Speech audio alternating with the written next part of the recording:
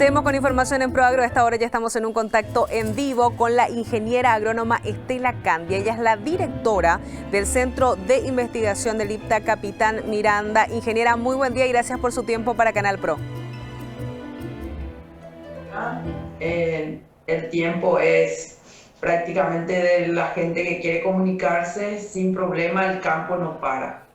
Bueno, ingeniera, hoy queremos escuchar algunos de los conocimientos que usted tiene, maneja y por supuesto las investigaciones que realizan en Capitán Miranda respecto a las plagas en etapa vegetativa de cultivo de soja. Si nos puede explicar un poco más acerca de este tema. Sí, estamos en la etapa vegetativa del cultivo de la soja. La soja primero ha experimentado una sequía larga y luego las lluvias se han ido normalizando y en esta etapa aparecen las orugas. La soja tiene varias plagas y aparecen varios tipos de orugas. Justamente ayer estuve por el campo recorriendo y está la aparición de varios tipos de orugas y se están alimentando de la parte foliar porque la lluvia ha traído humedad, entonces eso les sirve a las orugas para alimentarse y poder ocasionar daños. Estamos viendo algunas imágenes que usted nos facilitaba, ingeniera, justamente de los daños que va generando en las hojas. Ahí ya podemos ver también ya la misma oruga, es lo que estamos viendo ahora en pantalla, ingeniera. Sí, les voy a explicar un poco. La soja tiene varios tipos de oruga. La oruga verde o Anticarcia gesmatalis es la que se la encuentra en la primera capa del cultivo, es la que ataca, no respeta las nervaduras en las hojas, entonces las hojas se ven perforadas en formas circulares con círculos grandes.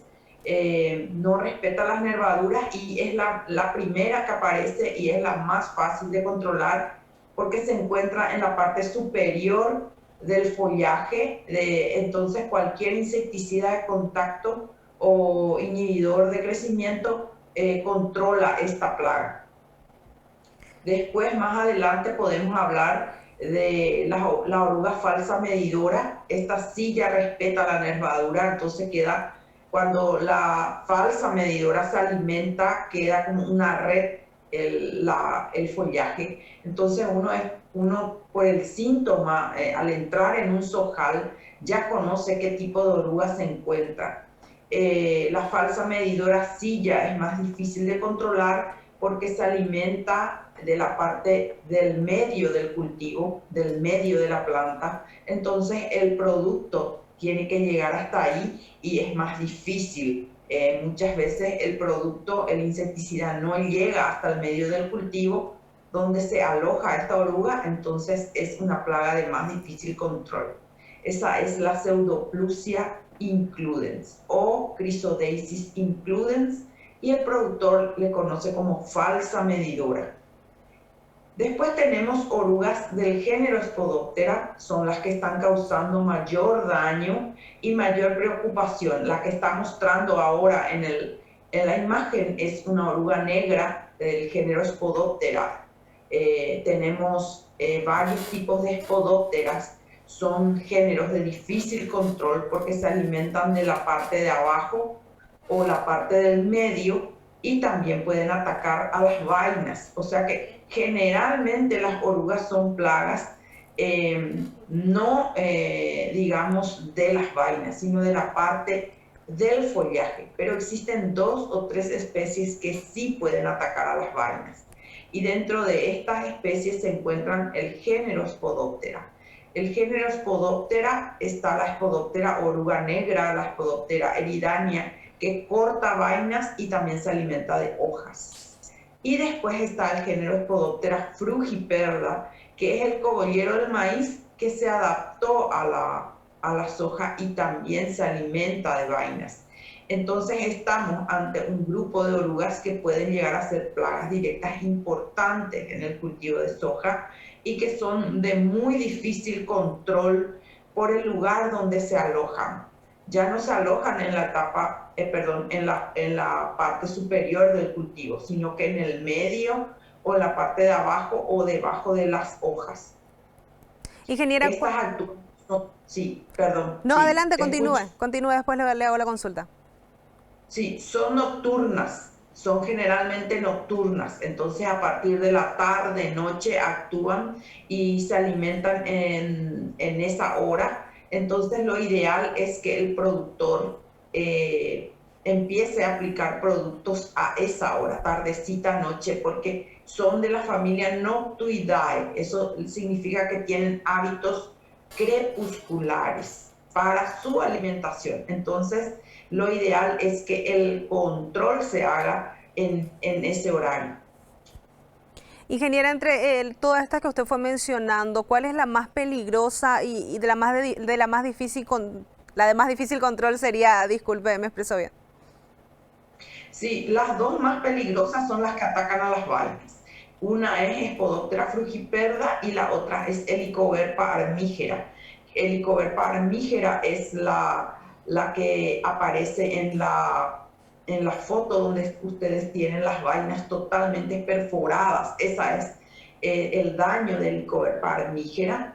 Ellas perforan la vaina, ellas se alimentan del grano, también se alimentan las hojas, se alimentan las flores. Es una oruga que puede estar desde el comienzo del cultivo hasta el final. El Helicoverpa armigera en Paraguay es ocasional porque no se la encuentra en gran cantidad en cada campo o en cada chacra de productor. Pero si llega a aumentar la población, sería indudablemente la más peligrosa.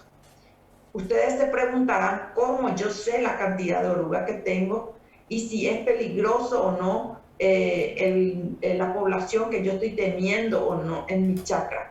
Entonces, para eso yo me sirvo del paño de batida, que es un paño que se coloca entre las dos hileras de la soja y se bate o se sacude las dos hileras de la soja sobre ese paño. En ese paño caen las orugas y el que hace el muestreo puede contar cuántas orugas.